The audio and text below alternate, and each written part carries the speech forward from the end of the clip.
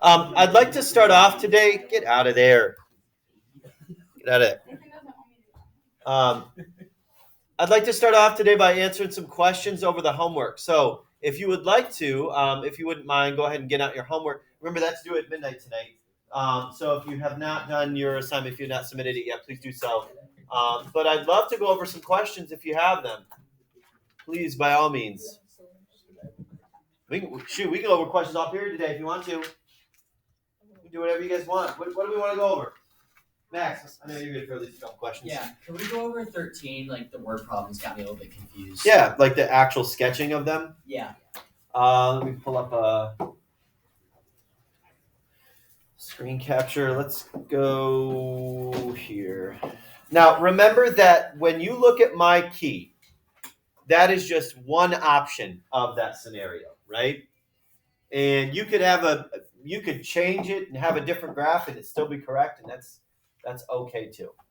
All right, so first thing here, sketch a graph of the function on -1 to 2 that has an absolute maximum but no absolute minimum. All right, so here's A. From -1 to +2. Okay, so -1 to +2. All right, I want it to have an absolute maximum but no absolute minimum. All right, so maybe I make my absolute maximum here happen at 1. Maybe there's my absolute maximum. So maybe let's make that our top point. If I do not want it to have an absolute minimum, there's a couple different ways to do that. I could put like an open circle at the bottom at 2. I could go here down to 1, stop it there. It would have an absolute minimum as it sits right now, but if I really wanted it to not have an absolute minimum, I could do this. Right? Just make it lower than the point and put an open circle. That's okay. I could also do this. However, wait a sec. That would not be good. Can somebody tell me why that would not be good? Does it actually get to 2 in that picture? No, it just dives down. The limit, as it's going toward 2. Looks like there's a vertical asymptote at 2, but it needs to be a closed interval at 2. So let's actually go back to my first option and say this. Okay.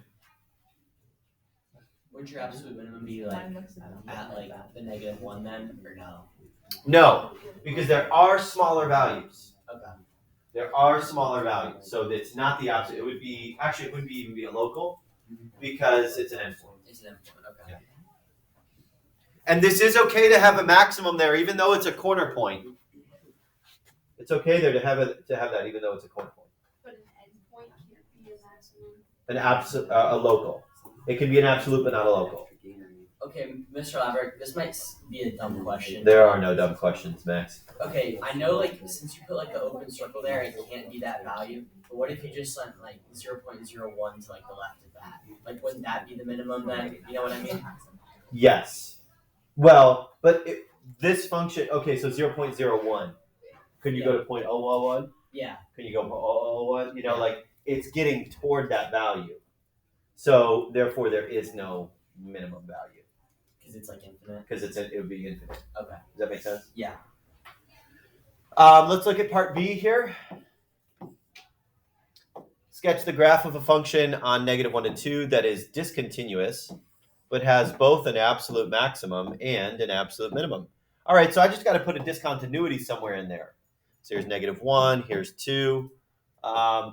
So it has an absolute maximum and an absolute minimum. Let's put the absolute maximum over here, and let's put the absolute minimum over here, and let's make the discontinuity happen at +1. Okay, so maybe this goes like here, open circle, open circle. There. That is a discontinuity in it, right? A jump discontinuity. It has both an absolute maximum. The absolute maximum would be over here. The absolute minimum would be down here. Has an absolute maximum and minimum. But it also has a discontinuity. Okay, so there's 13. What other questions do we have?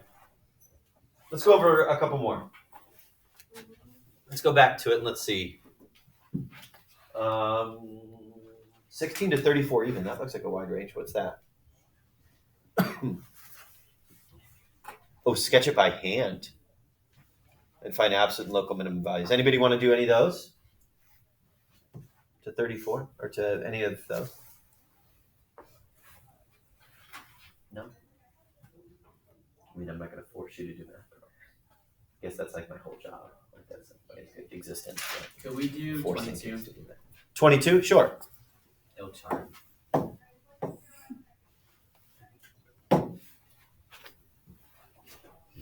So from negative 3 pi over 2 to positive 3 pi over 2. Is it coming? There it is. So there's my restriction. Let me see what I showed in my key.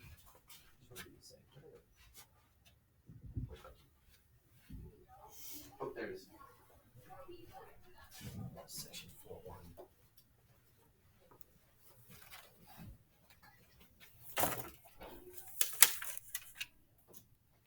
Okay. Thinking about it this way, I mean, I know we're just going to sketch the graph by hand, but I can like run values within, excuse me, like in my calculator here. Because, I guess we should know what it is. Like, what is the cosine of negative 3 pi over 2? Well, negative 3 pi over 2 is it's actually at 90, right? What is the cosine at 90? What's the x value at 90? 0. So we know at negative 3 pi over 2 over here, that's going to be, if this is negative 3 pi over 2, the function is going to be at 0. And then it's going to be my standard cosine wave, right? The same thing at positive 3 pi over 2. Like if I'm looking at 3 pi over 2, that's 270, but it's going to be at 0 as well. So if this is positive 3 pi over 2, that's also going to be at 0. What's the highest possible cosine we'll go? 1. What's the lowest? Negative 1. Okay, so I know that this is positive 1 and this is going to be negative 1. Those are my extreme values there. And now we just have to make it wave. Right? So this is going to go down here. It's going to cross back through, and then remember, cosine is the one that comes up at 1 on 0, and then come down, and then come back up. Okay? So it says just says to estimate, right? Estimate. Find the absolute and local minimums and maximums. Now, in terms of this here, what's my absolute max? What's my absolute max? 1. Right? My absolute is equal to 1, and it happens at 0. Right? My absolute max is happening at 0, and it is 1. Ooh, I went way below negative 1. These should be on the same level. Apparently, my one leg is shorter than the other. I'm running downhill there. Is this also a local? Yes, it is. So I'm going to put that in there. Local and absolute max at 0, which is 1. And then I also have 2 values. And that should be at negative 1 there. So I'm going to say these are also local and absolute minimums. And they are equal to negative 1. But where do they happen? Where is cosine negative 1? Where is this happening? Well, think about it in the unit circle. Cosine, the x value being negative 1. Yeah, well, that's at not pi over 2. That's 90. Pi over 2 is 90. So pi, right? So at pi, you were like halfway around the circle, pi over 2. I do that all the time. In my brain, I was looking at it, but I was thinking like the whole circle is 1. And I know. I always do. That's what I was just gonna say. I did that all the time as a student. Like I always thought like the full circle was pi, and pi over 2 was halfway around. Yeah, that's 2 pi. So it's pi. Now where is this happening then? Negative pi and negative pi.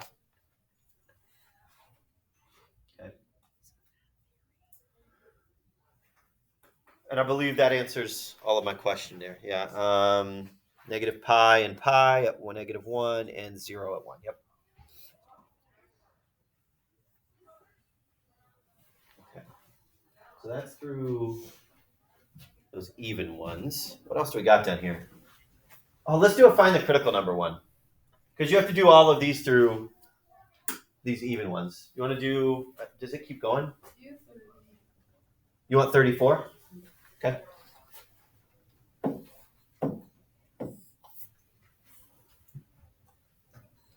Remember, by definition, the critical numbers are where the derivative equals 0 and where the derivative does not exist, right? Where the derivative equals 0 and where the derivative does not exist. So let's take a look at each of those places. Now, the derivative in absolute value is kind of a funky one, isn't it? Because I could think about it this way. By definition, g of t is this. It's the exact same as long as t is greater than 0, right? If it's a positive number, all I got to do is plug that positive number in. Actually, not 0. I'm sorry. I got to change that number. If t is bigger than, when is this zeroing out? 3t minus 4 equals 0.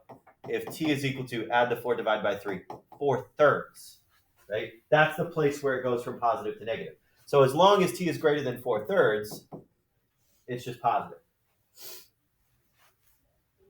And I know that it's opposite, right? Yeah. Opposite of that, if t is less than 4/3.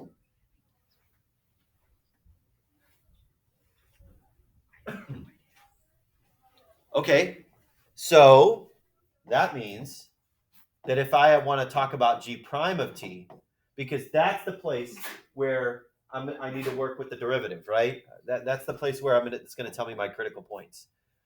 All right, so what's the derivative of 3t minus 4? 3. If t is greater than 4/3. Negative 3 if t is less than 4/3. Right?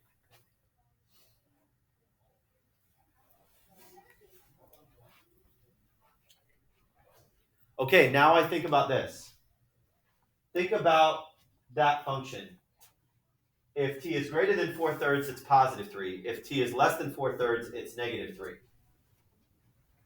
That's like a piecewise function that looks something like this. And this is 4/3 right here, okay? This is positive 3, negative 3.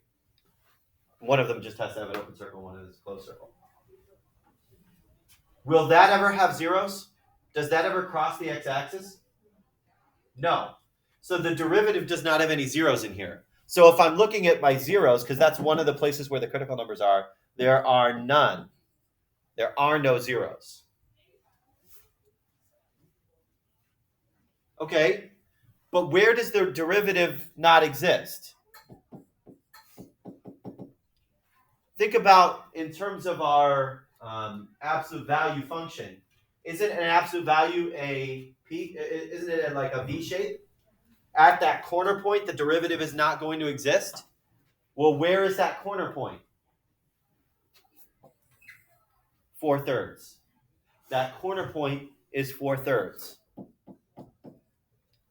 Okay, that's where my critical number would be. Because there's no zeros of the derivative, then the derivative would not exist at 4/3. So our critical points would be x equals 4/3. And that's it. There are no zeros of the derivative. So that's my only critical value, the corner point of the v.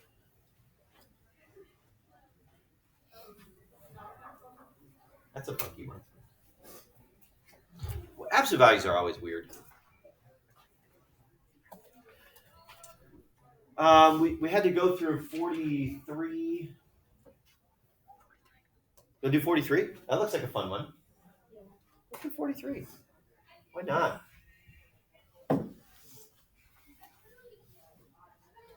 We've got x squared e to the negative 3x. X squared e to the negative 3x. And again, the direction is still the same from the last problem. Find the critical values, critical points, whatever we want to call them.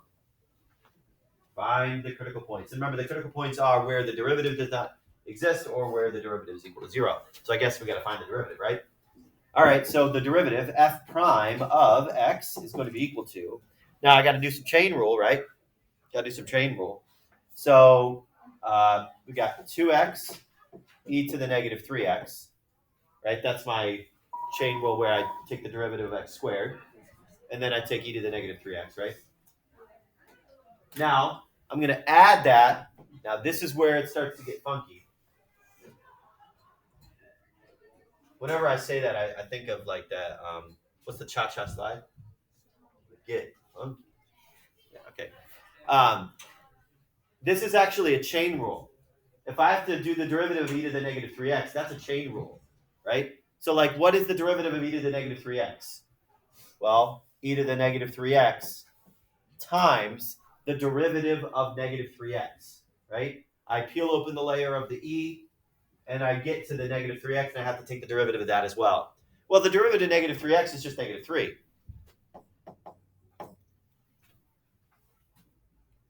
And then times the original x squared. That's my derivative.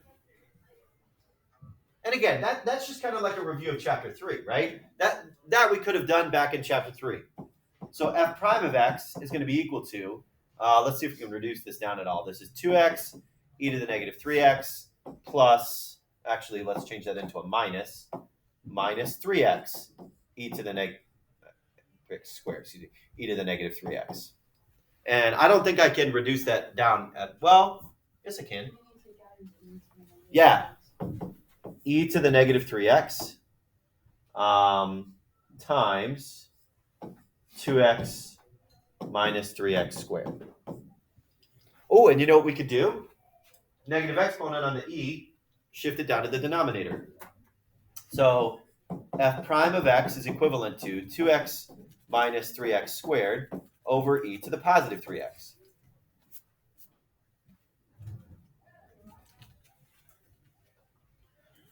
And that looks like, I could pull out an x in the numerator, but I don't think that would help us.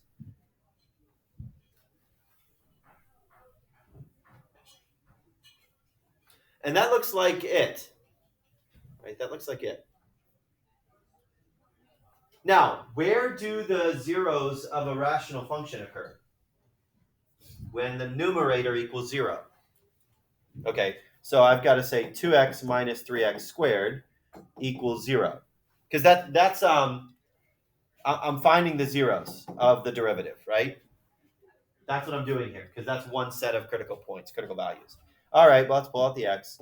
That's 2 minus 3x. So x equals 0, or x equals 2 minus 3x equals 0, 3x, 2/3. Right? Yep. Those are the zeros of the derivative. And then I have to consider where the derivative does not exist. Now, this is a rational function, so that does come into play. I have to consider, when does e to the 3x equal 0? I have to consider that, because that could be where a critical point may lie, if the derivative equals 0. So let's see. Well, e to the 3x equals 0. Since I got to break into the exponent, let's do the log. Log base e of 0 is 3x.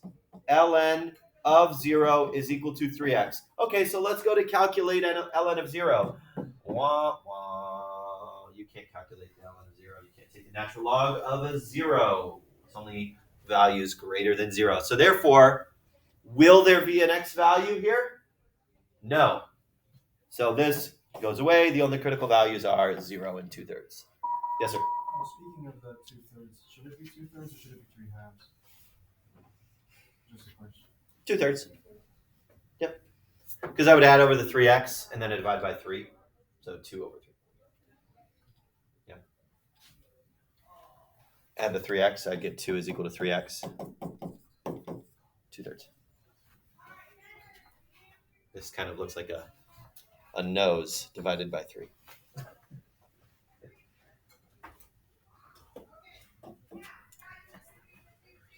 Okay, any other questions on the homework? I feel like we've beaten a dead horse here. And I could go over another one if you'd like to, but are there any other questions? Okay, let's get to today's notes then. We're going to be doing, let me look at my notebook here real quick. I think I've got a couple days planned on section 4.2. I only have Thursday, Fridays. I could take a little bit of Monday if I needed to. But I think I might be able to get to all of the notes tomorrow. We just kind of bust through tomorrow. All right, section 4.2 is all about the mean value theorem. The mean value theorem, really angry value theorem, mean. But to introduce the mean value theorem, to actually prove the mean value theorem, what we actually need to do first off is talk about Rolle's theorem. I think this guy's name is Rolle. I mean, I don't know, maybe like French or like Rolle or something like that. But we'll call him Rolle. Rolle's theorem. It says that let f be a function that satisfies the following conditions.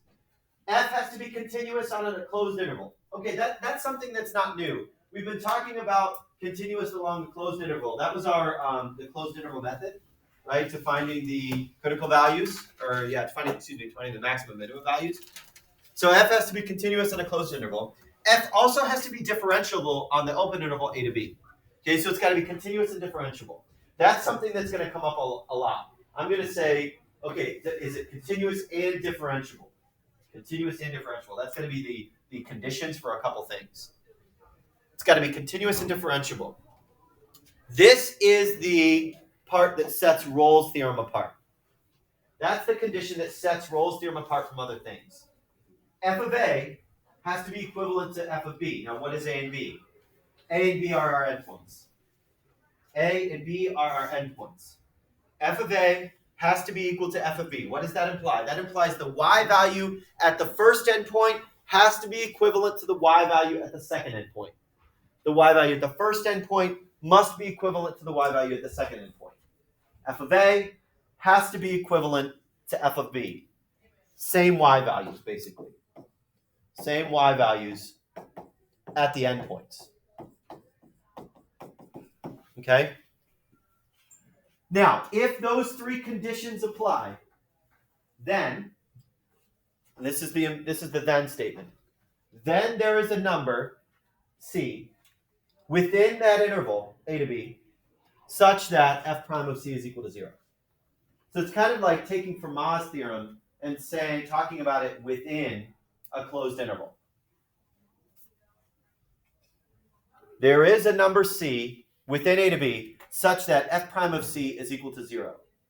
So basically what I'm saying here, there's a value within that interval that the derivative is going to equal 0. And graphically what happens when the derivative equals 0? It's got a peak or valley. Right? It's got a peak or valley. So think about it. Let's look at some conditions here. Now, notice for every one of these diagrams, look at f of A and f of B.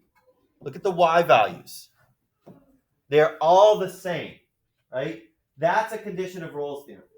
The mean value theorem, which we will talk about in a little bit, spoiler alert, that's not a condition anymore. But the then statements are a little bit different, okay? This is Rolle's theorem that says that if f of A is equal to f of B and it's continuous and differentiable, there has to be some value within that interval where the derivative is equal to 0. So first scenario. Okay, what happens if it's just a horizontal line? Well, if it's a horizontal line, then all points between A and B have the derivative equaling 0, right? If it's a horizontal line, say y equals 5, you take the derivative of 5, what's the derivative of 5? 0. All points within A to B have a derivative of 0. Okay, well, what if it goes up? What if it peaks once? Oh, well, obviously, it's going to have to come back down. If it goes up, it's got to come back down because the... like literally, bro. Seriously, I'm just getting so excited about this. Because the y values are equivalent, right? because the y values are equivalent, it's got to come up and then come back down. So there must be a c value within a to b that is a peak. Same thing here. It could be two values, right? It could come up, go back down, but then it's got to eventually come back up to the endpoint because the endpoints have to be the same. So it could be a peak and a valley, which makes sense because I'm not telling you that there's an extreme value, like there's got to be an absolute max or there's got to be an absolute min. I'm saying there has to be a place such that the derivative is equal to 0. That's what I'm saying. Okay, what about this one? Well, that's just the opposite of the second scenario. It could go down, but it must come back up again because the y values have to be the same. So Rolle's theorem says that if it's continuous and differentiable and the y values are the same, there must be a place in that interval where the derivative is equal to 0. Now, why am I not considering any corner points? Why am I not considering any corner points? Well, because of condition 2. Because of the second condition. Because it's got to be differentiable, and corner points are not differentiable. So it has to meet the requirements of being continuous and differentiable. Okay, which means there can't be any discontinuities in there as well. Okay, because I have to consider it differentiable. All right, now let's apply Rolle's theorem to the position function s is equal to f of t of a moving object. If the object is in the same place at two different instants, and t is equal to b, and then f of a is equal to f of b, that's the hypothesis of Rolle's theorem. That is all three hypotheses of Rolle's theorem. Think about it. If I have a thrown object, right? At some point in there, we pick a value here and here. Obviously, what comes up must come down, right? And I should have drawn these. I should have drawn this guy a little bit lower. Maybe this guy a little bit higher. What goes up must come down. So therefore, if I pick some place A,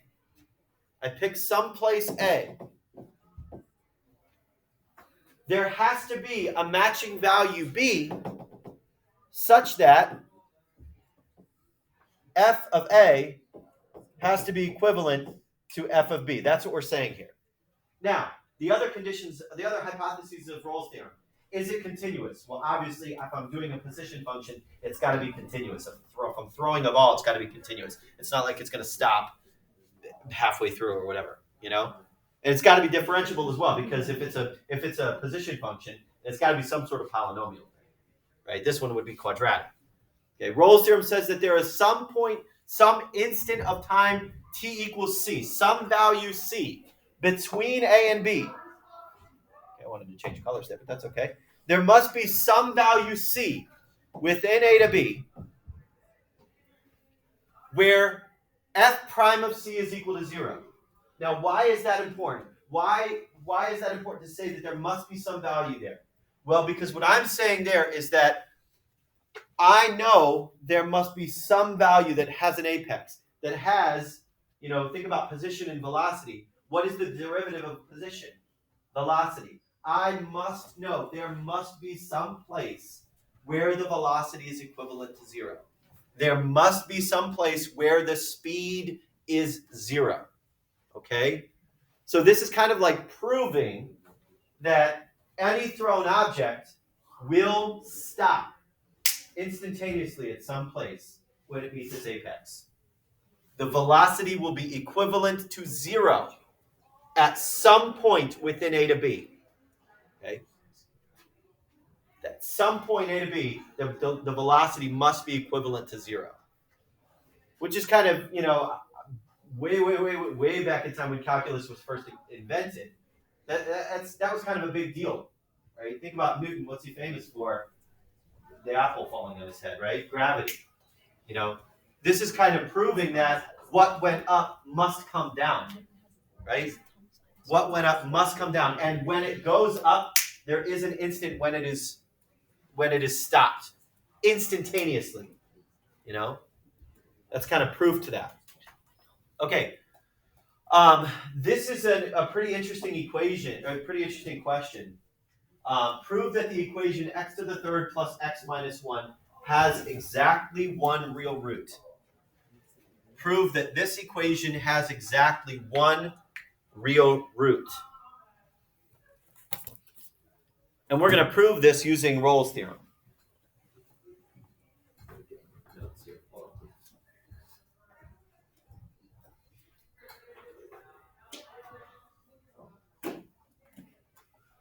Lost my notes. Oh, never mind. Didn't lose them. Just misplaced them.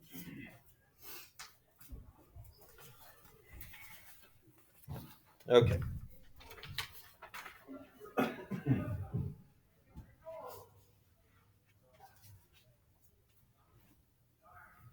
Now, to do this, I need to find some values that it's going to be both continuous and differentiable on a closed interval, because that's the hypothesis of Rolle's theorem, right? It needs to be some closed interval a to b, where, and it's got to be continuous and differentiable. Now, continuous and differentiable. Is this continuous? Is f continuous? Yeah. How do you know it's continuous? Because it's a polynomial. See, this is when we talked about continuity way back when. That's going to start coming into play a little bit more, because these theorems, a lot of these theorems have one of the hypotheses that it is continuous. So you're going to have to remind yourself, okay, what is continuous, what is discontinuous? Any polynomial function, any trigonometric function, those are all, any linear function, those are all continuous. Things that may be discontinuous, rational functions, things like that. There might be some discontinuities within there. Square root functions may be discontinuous in some places. So is this continuous? Yes. Check. Is this differentiable? Differentiable. Is this differentiable? Yes. Because again, it is a polynomial. Okay. It is continuous and differentiable everywhere on this function because it is a polynomial. Now, but I don't care about everywhere. I care about it being on a closed interval. So let's maybe try to pick a closed interval that might help us along the way. All right, so maybe, what if I pick f of 0? What happens when I pick f of 0? Well, what is f of 0? -1.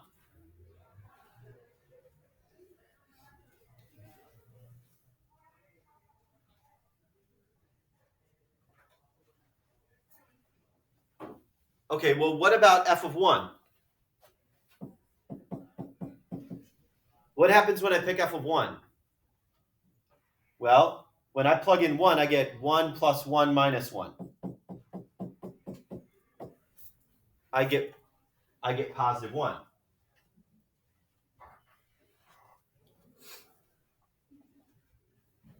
Okay, so that must mean since f of 0 is equal to 1, and f of positive 1 is, f of 0 is -1, and f of positive 1 is positive 1. Okay, now think about it logically. I'm going from underneath the x-axis at 0 to above the x-axis at 1. Like, if I'm thinking about it in terms of the graph, and I'm at 0, and then I'm at 1, I know that at some point down here, 0 comma -1,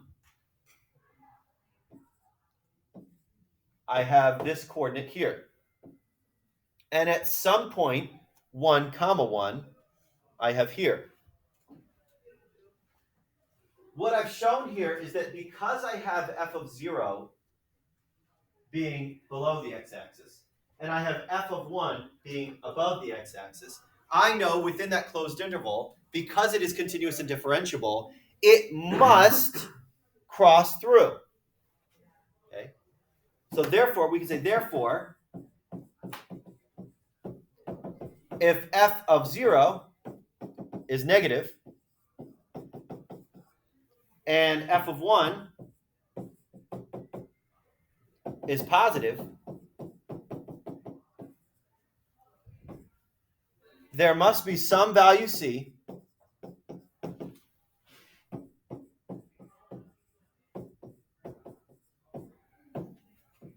comma, such that f of c equals 0. Because on the left side it's negative, on the right side it's positive. So therefore there must be some value c such that f of c is equal to 0. But that wasn't truly the question. I just showed that there must be a root, correct? I showed that there's gotta be a root. But what was the wording of the question? I have to show that there is exactly one real root. Not just that there is a root, but there is only one root. Okay? That there is only one root. Now, let's kind of show that there is only one root. Okay? Well, think about f prime of x. F of x was x to the third plus x minus 1. So f prime of x is 3x squared plus 1, right? 3x squared plus 1. Now, if the derivative is 3x squared plus 1, where would any critical points lie? Well, the critical points would lie at the zeros of this derivative, or where the derivative does not exist. Is there any places where the derivative is not going to exist? No, this is not rational, it's not square root, so we don't have to worry about that. So where would the derivative equal 0? Well, 3x squared plus 1 equals 0, so 3x squared equals negative 1. So x divided by 3, well, x squared would be negative 1/3. Oh, squared. What would happen here? What would happen when I go to square root the negative 1/3? Comes out non-real. So therefore, are there going to be any more? So are there any critical points? No. That means, are there any peaks or valleys that are going to happen within those two values? No. There are no. Okay, so this means there are no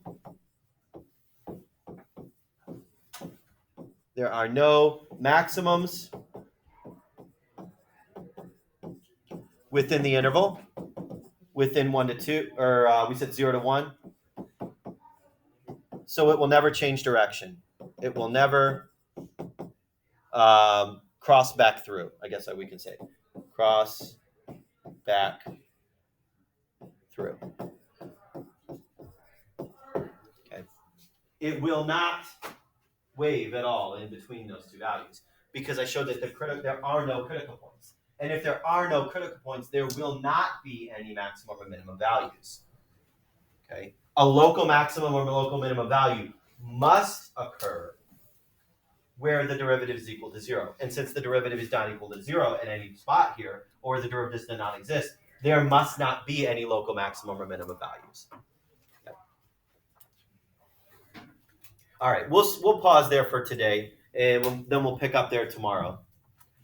Let me stop the video.